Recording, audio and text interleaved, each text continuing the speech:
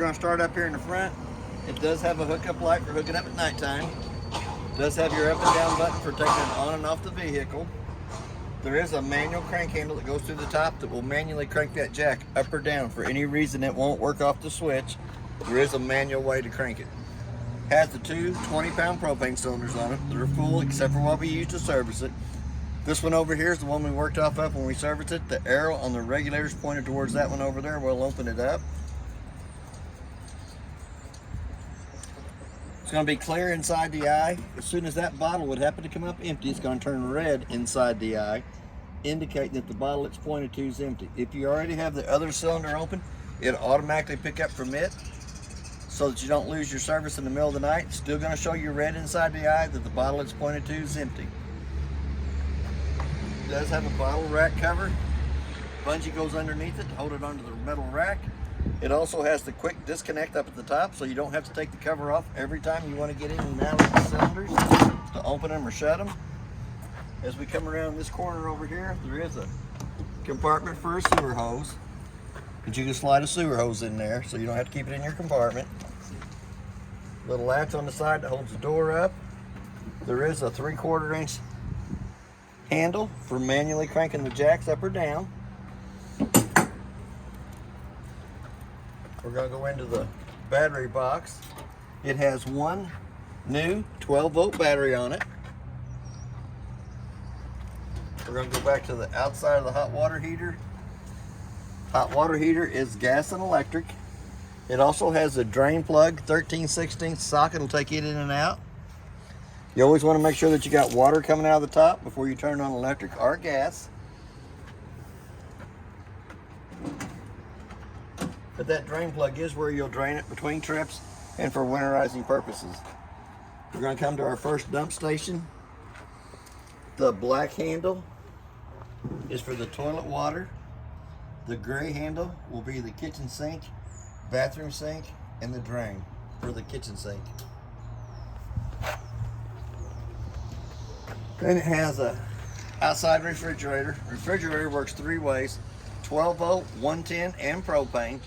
Does not cool down on the 12-volt. On the 12-volt side, all it does is if it, for any reason it would lose 110 power coming to the refrigerator, the 12-volt kicks in, automatically kicks it over to gas, lights it on gas, as long as one of the gas bottles in the front of the unit's on.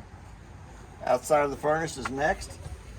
I always suggest putting the mud diver screen over it for the simple fact the mud diver screen is cheaper than having us to pay $145 to clean the inside of the furnace out. Does have a park cable hookup and satellite hookup here. Also has a 30-amp service cord. It's about 25 to 30 foot long. We also have a freshwater tank drain. White connection right here. That's where you'll drain the freshwater tank itself. We have an outside shower that gives you hot and cold running water to the back side of the unit.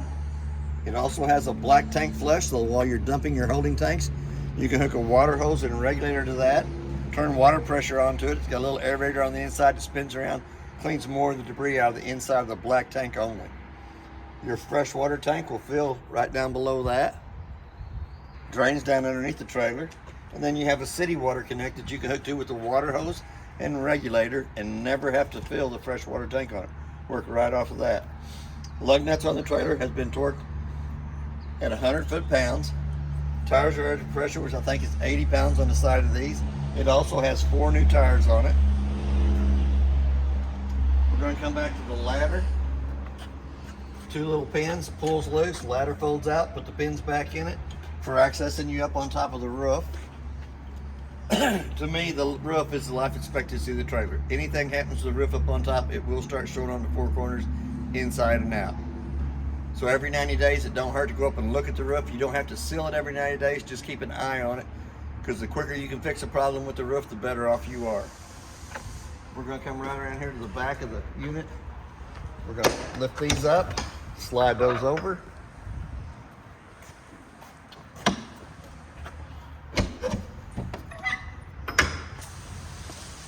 We're going to pull down on the lid, let the tailgate come down. It also has springs on the tailgate itself that kind of helps hold it up, so you're not getting the full weight of the ramp as it comes down.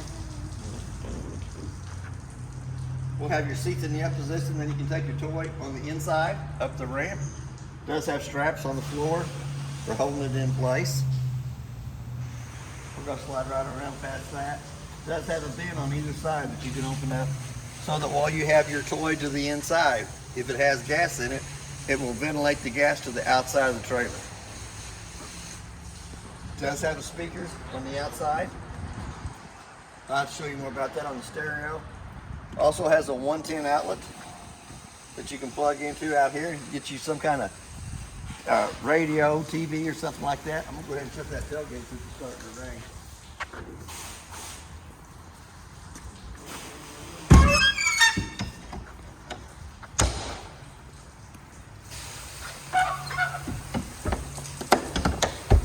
A little sprinkle, sprinkle. We're going to come right up past the front door.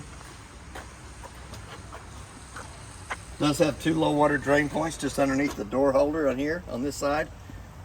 It is just a blue and red line hanging underneath the trailer. If you go into the bathroom, underneath the sink, there'll be 2 T-handles on there that you can lift up on that allows the low water drain points to drain. We're going to slide right back past that. Steps will fold out 2 times. We're going to go to the inside of the unit. It does have a working fire extinguisher on the right hand side as we come in. We're going to go up to the monitor panel. The very top switch runs the awning in and out. The one right down below it runs the bed up and down. You can test your battery life, your freshwater tank,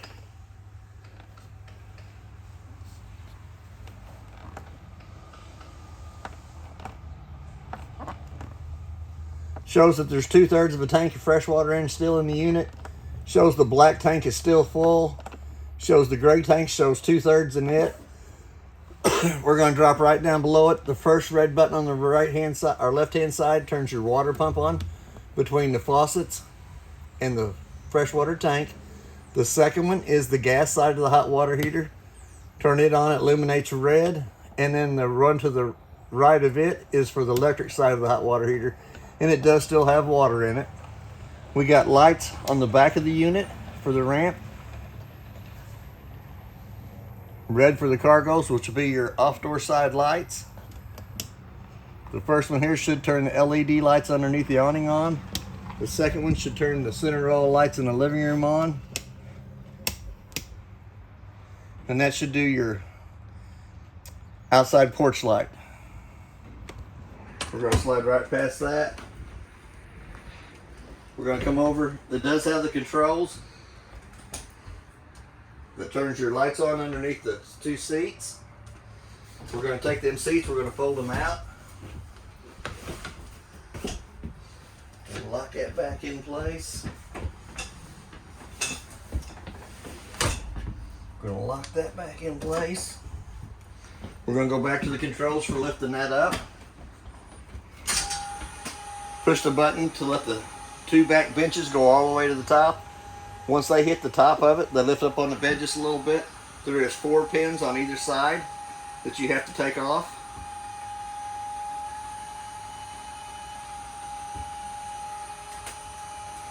And I did make a mistake on that. We're going to have to take the top part of the seats back down so that we can get to the back to access. No, we'll leave them down. To access the 2 pins on the back side.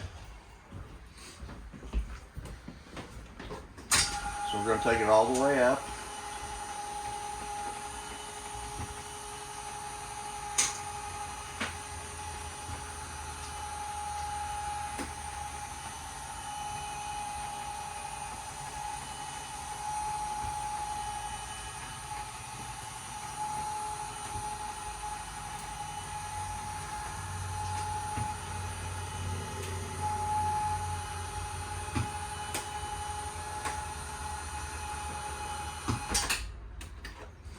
Now we're going to come to each one of the sides. We're going to pull the pin.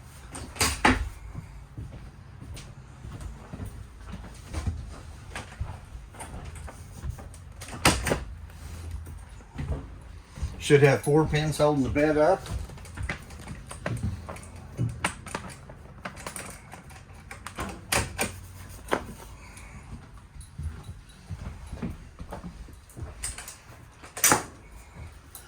We're going to lay them on the cushion right now. We're going to go back to the controls and bring it down.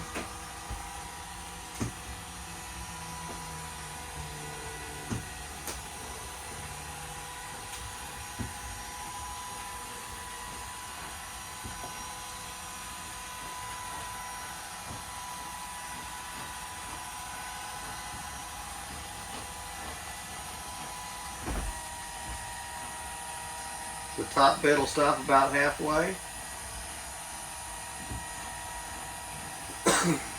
The bottom one should come all the way down. It does have a center leg on each one of the tops that you can put down to secure the center part of the bed to the floor.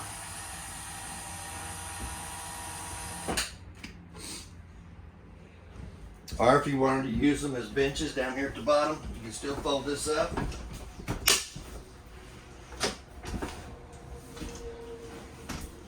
Get them out of the way.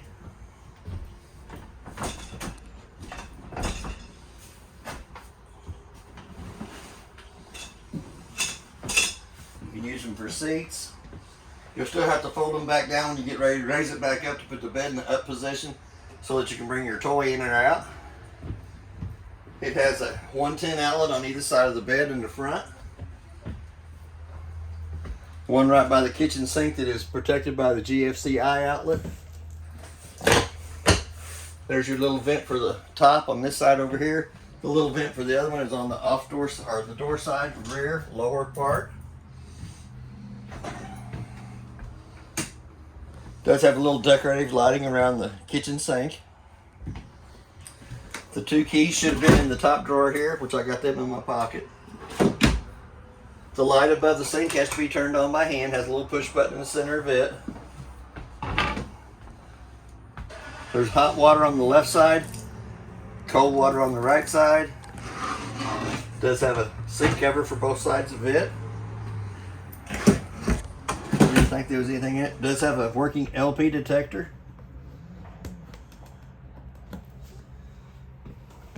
Two burner stove up on top, turned to the highlight position.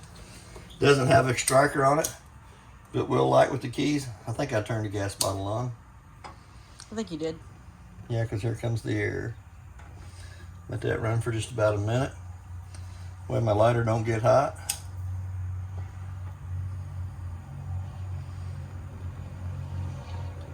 It's trying to.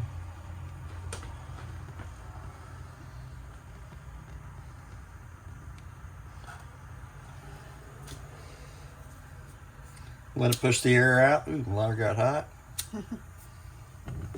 There it goes. There we go. 2 burners on top of the stove of light. We're literally cooking with gas now. Yep. We're going to go ahead and turn them right back off so the burners don't get hot up on top. Does have a microwave. Works because I warmed my coffee up in it 2 days. We're going to come down to the breaker box. The breaker box is marked from the left-hand side to the right, exactly what the breakers are, with your 30-amp main being first. Should be on the lid right here. And then your 12-volt car fuses down the side are marked on the right-hand side of the lid. Shows you exactly what those are. We're going to come back up to the refrigerator. Also has quite a bit of cabinet space up above. Extra little canned goods, snacks. We're going to come over to the refrigerator. To turn the refrigerator on to electric, you turn it to the left-hand side. Automatically, the green light comes on, indicating that it's on 110. You do have a thermostat on the right-hand side that you can dial it up for the temperature you want it to come up to. If you flip it back to the off and go to the gas side, it'll have a green and yellow light. For any reason, that refrigerator does not light on gas. Those lights will start flashing at you. If they're flashing, they want you to check it. Sometimes, if you haven't had your gas bottles on, you need to turn it back to the off position.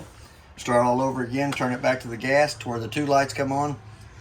And usually the second time, if you have your gas bottles on, it'll go ahead and light. But for any reason it doesn't light, those 2 lights are going to flicker here in a minute. I think it should since we lit the stove. It does have a pretty good sized freezer and refrigerator section in it. We'll leave them open or shut. Does have a place for a TV around the corner, mounted on the wall. Does have the same part cable hookup or antenna hookup up on top, and a 110 outlet to plug your TV into. Also has another 110 outlet that is not GFI protected on this side over here. We do have a fire escape window. It's pretty explanatory. Pull the red knob on the screen, loosens the screen from the window. Lift the red handle up, slide it through the bottom part of the window frame for access out that side there. There is one more light in the bedroom area that has to be turned on by hand. You do have another 110 outlet on the right hand side of the master bedroom. There is a folding table laying up on top of the mattress that you can put out between the two seats at the back for a kitchen table.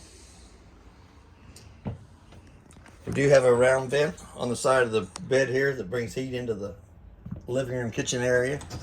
We're going to go into the bathroom. It does have a light switch on the wall, but we also have your GFCI outlet in the bathroom. There is some parts for the kitchen or bathroom sink inside the sink itself. We're waiting on one more piece for it. They're going to give you a IOU for that. As soon as the part would get here, they're going to send it up to you, I guess, or you can bring the trailer back. It does have two switches in here. The first one closest to the door turns the light on. The second one turns the fan in the ceiling above us on. It does have a knurled knob that cranks up to crank the vent up. It does have a max air cover over the top of the vent itself. We'll turn it right back off. It does have a single foot hand flush on the right hand side of the toilet for flushing it. I think it should have instructions on the back of the lid for the toilet, how to properly use it. Fill it halfway full, do your business. Pull the handle, it will dump and fill with water again. Here again we have hot water on the left side, cold water on the right side for your shower. It does have a shower curtain that pulls over. Keeps the water from getting all over the floor. We're going to go back to the center of the trailer. It does have another vent in the ceiling that does not have a max air cover over it, but it is for bringing fresh air into the toy hauler area. The white knob right above the monitor panel is for the direction of the antenna on top of the unit.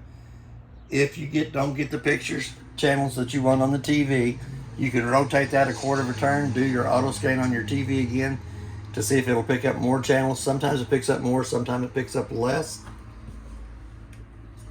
We do have a USB port above the stereo. It does have a car stereo in here that has speakers inside and out. There is also a TV antenna booster inside here and a 110 outlet to plug your TV into. Your other TV will go up here at the top if you wanted. It does have a secure backer up at the top of it if you wanted to add a fold out TV mount. But we also have a charging center up the top that is like a cigarette lighter and two USB ports for charging cell phones. We're going to come down to the thermostat for the controls for it.